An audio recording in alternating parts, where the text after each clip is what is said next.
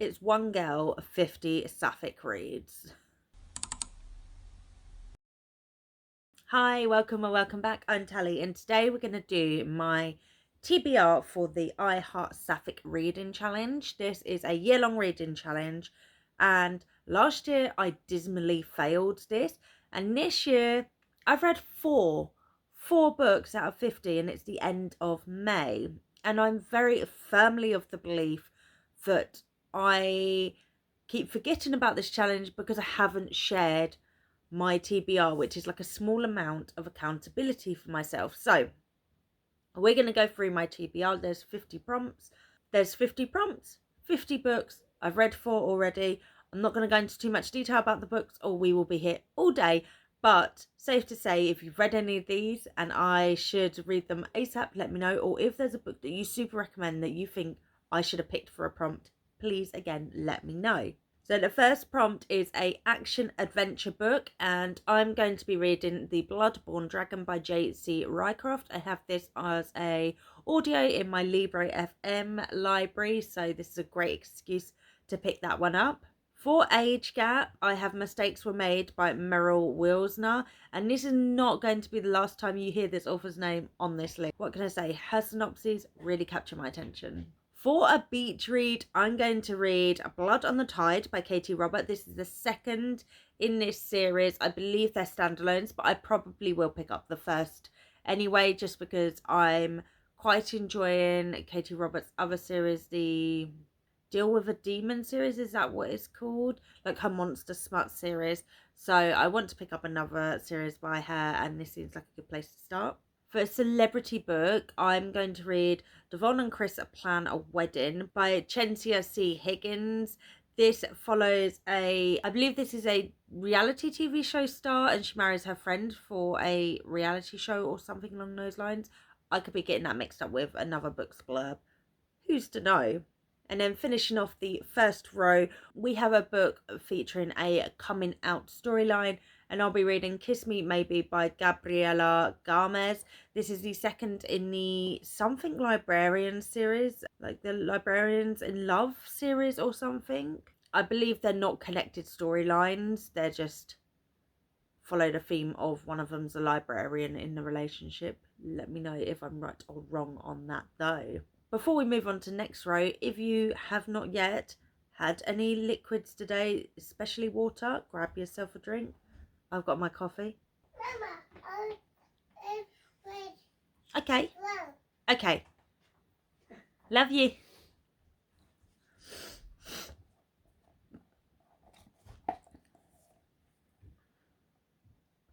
For a dark romance, I'm going to be reading Serpentine Valentine by Gianna Darling. I recently discussed this in my Books of a School setting video.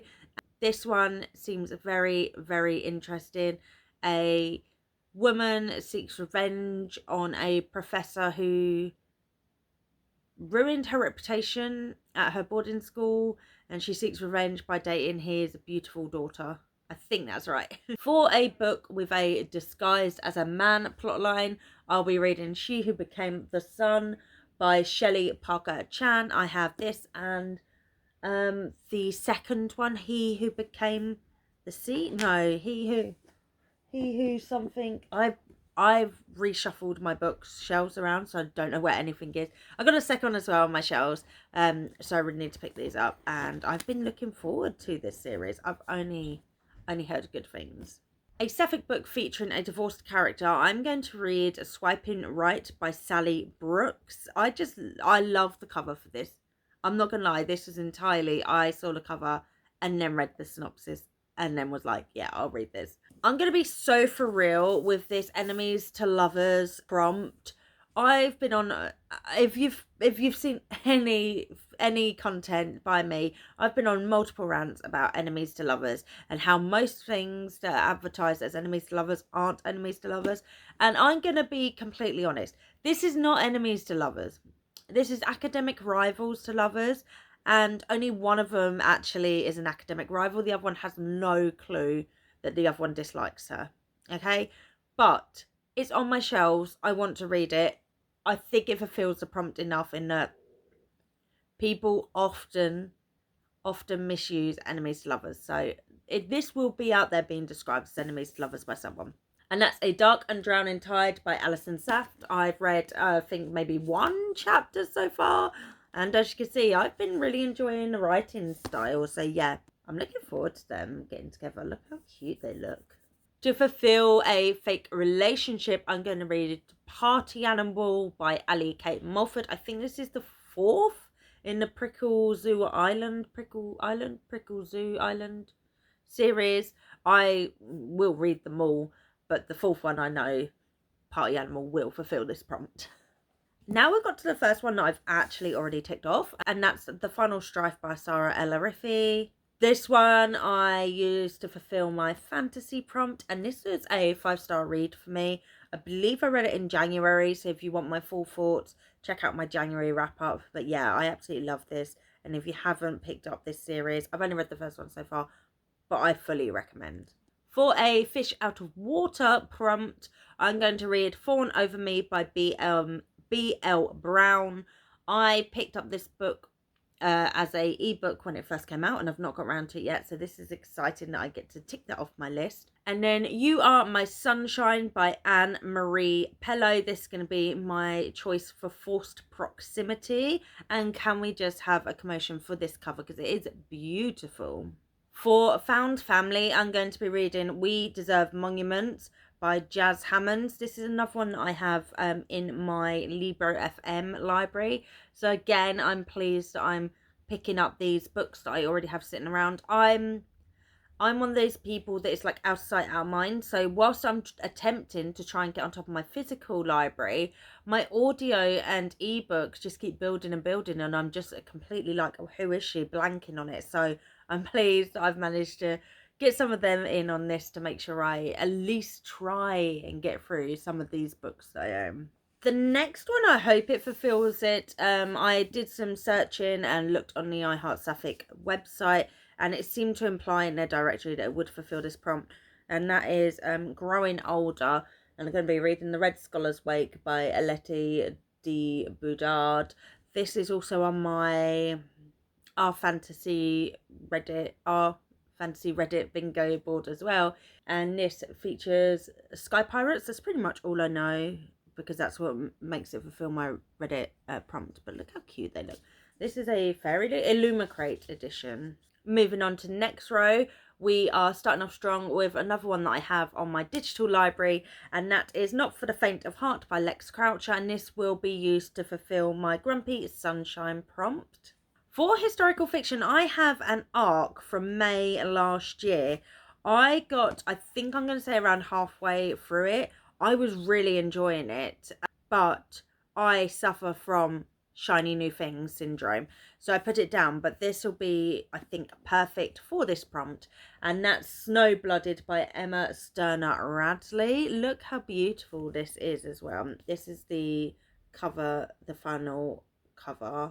And yeah, I seem to remember I was having a really good time with this. I was really vibing. So I'm pleased that I'm actually going to read it and give the author the review and the flowers that they deserve. I had a few options for a holiday romance, but I settled on Kiss Her Once for Me by Alison Coram, and I entirely picked this because I like the cover. Look, call me out in the comments if you want, but I like these type of covers on romances. I don't care that people hate it. I don't care that people make up the reason they hate it is because children will pick it up. Firstly, why you're not watching what your children are reading. Secondly, just admit that you hate women having sexual agency and move on. Because we all know that's the real reason you get pissy about these covers. Because you don't want women reading about healthy sex lives. For Hot for Boss, I'm going to be picking up Something to Talk About, which is another Meryl Wilsner book. And then for Ice Queen, I started this book, I think I got about a quarter of the way through. And then I put it down, again, shiny new things. So I'm excited that I'm going to make myself pick this up and finish it because I know I'm going to love it. And that is Every Exquisite Thing by Laura Stephen. Look how beautiful. This is a Sapphic retelling of the Picture of Dorian Gray. I do go into more details about it in my school settings video that I recently put up. And then onto the final row of board number 1 is my choice for the kink prompt, and I'm going to be reading Afterglow by Emily Antoinette, and this is a vampire human romance, I believe, or vampire romance. I know there's a vampire in it, and it looks fun. Okay, it looks like a good time. And speaking of books that look like a good time, Tavern Tale by Christina W. Kelly is my choice for Love at First Sight. And this just looks like it's quite cozy and fun, so I'm very much looking forward to reading this one. For a main character 40 plus, I'm going to be picking up Kink in the Halls by Ali Williams. I believe this is a short story or like a novella length. And this was one that I was in for a holiday romance, but I think this would be perfect in this spot. And then for a book featuring a character in the medical profession, I'll be reading Lost in Love by Emily Bantin. And then finishing off board number 1, for a mistaken or false identity, I am very excited to pick up The Librarian's Gargoyle by Evelyn Shine. It looks so fun. I tell you what, putting together my TBR for this really highlighted the fact that even though I love a Sapphic book, my bookshelves are severely lacking. So for a mystery suspense thriller book, I read Bloom by Delilah S. Dawson. My full review of this is in my January wrap up yet again, and let's just say I love this book. I'm still thinking about it to this day, and I really love it. I want to pick up more by Delilah S. Dawson as well. And then for a nerdy / geeky book, I'm going to be reading The Princess and the Fangirl by Ashley Poston. I think that this is going to be such a fun, like, feel-good read. My no strings attached option is Love at First Sight by Jennifer Dugan. So this one I've read about half of. I think I was just over halfway through. Maybe last year, was it, whenever it came out? So I'll probably just start afresh and give this a read. I was really enjoying what I read of it. It's set in a gym, and yeah, I just really loved what I was reading, so I can't wait to read the rest / all of it. My book for the One Night to Forever prompt is going to be Saving Graces by Ruby Landers. And then for Only One Bed, I'm going to be reading Born of Blood and Magic by MC Hudson. My choice for Opposites Attract, I am so excited to read. The cover, I can't wait to read it. And it's Shifting Gears by Jazz Forrester. It looks so good. I love it. And then I was trying to slip in as many from my shelves as I could. I didn't, as I said, I realised I didn't have as many Sapphic books as I thought. But for my quirky characters, Can't Spell Treason Without Tea by Rebecca Thorne. I mean, I just know they're going to be quirky, so this is probably going to be perfect. A cozy fantasy steeped in love, and I have this gorgeous Waterstones edition. I've been collecting dragons and teacups. Love it. And then another one I own, oh my god, who is she? Someone that doesn't own many, let me tell you. For a Return to Hometown book, I'm finally going to pick up Delilah Green Doesn't Care by Ashley Herring Blake. I've had this on my shelf for a few years. I've been intending to pick it up. Now is the time. And then this is one that I'm not 100% sure on, so please let me know if you know either way. For Rich Girl, Poor Girl, I'm going to read Malice by Heather Walter. And then for Royalty, I'm going to read Her Royal Highness by Rachel Hawkins. I'm actually really excited to read this, and this cover is stunning. Moving on to the middle row of board number 2 is a sci-fi book, and I'm going to be reading The Luminous Dead. I started this a year ago, 2 years ago. Time has no meaning. Got about halfway through, put it down. I will be coming back and reading the rest. I really liked the atmosphere that it was building on what I did read. For a second chance, I read The Haunting of Velkwood by Gwendolyn Keast. Again, I think this is in my January wrap-up. I was doing so well in January trying to tick off these Sapphic books, and then I just kind of fell by the wayside. So, yeah, if you want my full thoughts on that, go to my January video. For a secret crush, I'm going to be reading She Gets a Girl by Rachel Lippincott and Alison Derrick. I have been intrigued by this cover for quite a while, so this is a fantastic excuse to pick this book up. For self-discovery, I put in Stars Collide by Rachel Lacey, and I must admit, this book, I was determined to get this book in, and it could have fulfilled like 4 or 5 different prompts, so it actually made its way around the board so much and then kept getting moved when I found other books. So I'm pleased I did manage to keep it on the board because I was so determined to keep it on here. And then my single parent prompt is going to be The Enchanting Nanny by Kay Sterling. This is the 4th, I think, in this like nanny hookup series or something. I can't remember what the series is called. They're all based around the nanny getting with the parent of the child they work for, I think. This is the first one that's a Sapphic one in the series. For my slow burn book, I'm going to be reading Unworthy by J.A. Vadvakar. It's the first in the series, and I've been looking forward to picking up this series. A small town setting, I've already fulfilled it, with They Bloom at Night by Trang Chan Tran. You can see my full thoughts on this in the episode 2 of Project 80% video. For spooky sapphics, I'm going to be reading We're All Monsters Here by Amy Marsden. This is a vampire book and it's novella length. A sports romance will be fulfilled by another Meryl Wilsner book. I told you, she's all over this board. And that's Cleat Cute. And then finishing off this row, a second appearance by Rachel Lacey is The View from the Top. And this is a book with a character starting over. Then we're on the final stretch. Look at her doing a full TBR. Can she read it? Let's come back in December and find out. For a taboo / forbidden relationship, I'm going to be reading Don't Stop Me by Eden Emery.